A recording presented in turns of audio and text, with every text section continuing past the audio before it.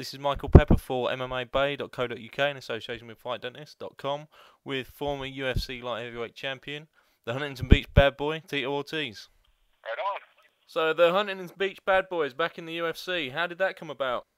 Well, they wanted me back. They didn't want to lose me to Strikeforce, and I really got an offer I couldn't refuse, and it really came down to me wanting to fight the best guys in the world. So UFC had the best guys in the world, and I want to compete against the best guys and get my world title back.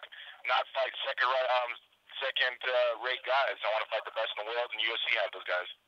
Okay, I've noticed on one of your recent video blogs, Bruce Buffer was really pleased that you were back, really excited. What kind of reaction have you had from your fans and other UFC officials since the news broke? My fans are ecstatic. They can't wait to get back and compete again. So, the UFC's happy that I'm there. So, they always want me to be in my home of UFC, and I'm happy to be back. So everything's positive, and one match at a time. And first one is Mark Coleman on November 21st, and get a chance to get my world title back by the end of next year.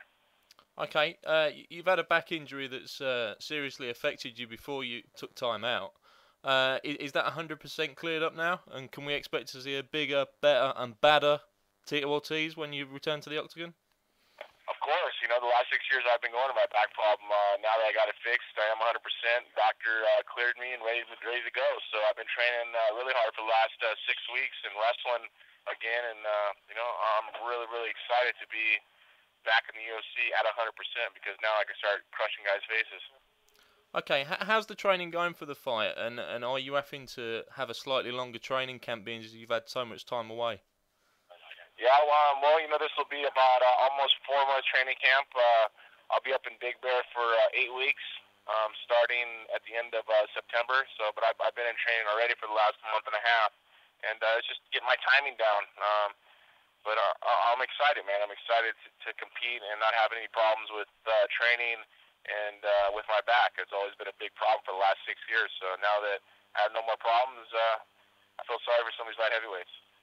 Okay, you're fighting Mark Coleman like you've mentioned on November 21st. How do you think you match up with him? I think I match up well. His wrestling skills are good. And, his stand-up skills are okay.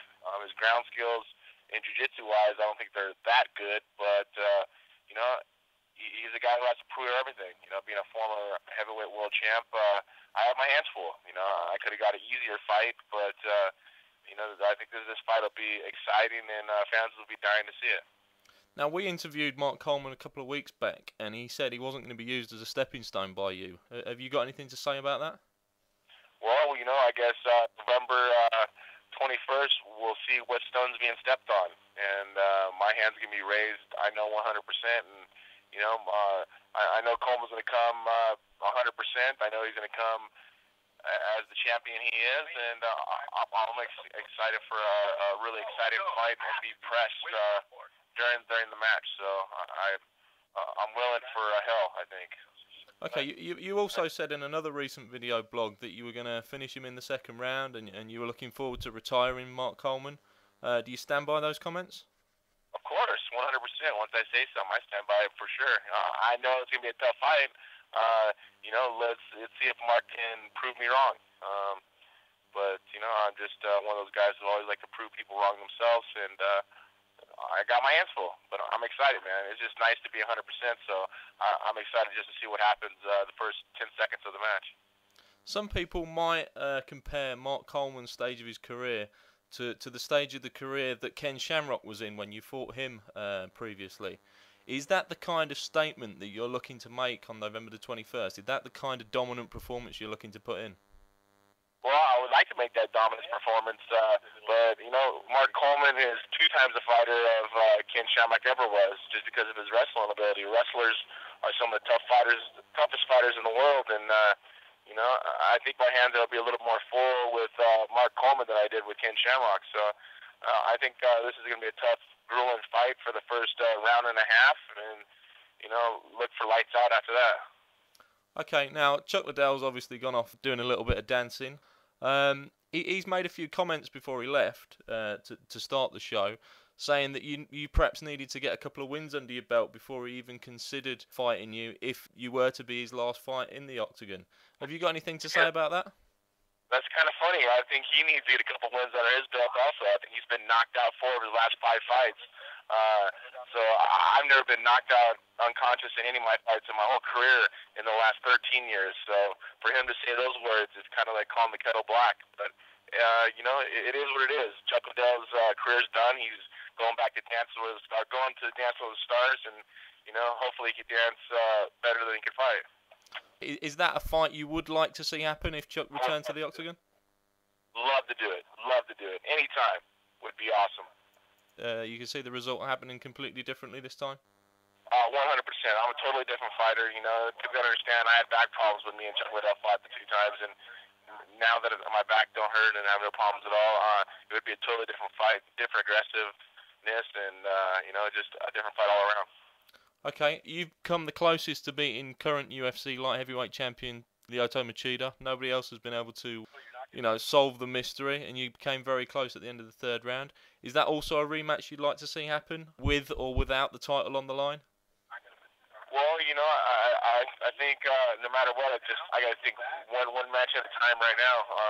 Coleman's my number 1, and then I can start thinking about matches after that. But whenever if it happens, it happens. I just want to get up my world title on my waist again, and that's my biggest thing. Okay, and the last question, Dana White, is the feud officially over? It is officially over. Me and him are friends now. We talk, and we're doing the friend things that we used to do prior, and all stuff is pushed aside, and I'm excited, man. I'm really excited to have the positive Dana White behind me and the UFC behind me, and let me show some of the best fights I have ahead of me, and I'm really, really excited to do it. Okay, are there any sponsors or anything you want to mention before we wrap it up? Of course, people can check out all my films at punishmentfilms.tv. I put all my training up there up to date, and I do them every single week, so people go check those out at punishmentfilms.tv. And, of course, Punishment Athletics, my clothing company, for all the people buying the clothing company on punishment.com. Okay, thanks for the interview tonight, and good luck on November 21st, Tito.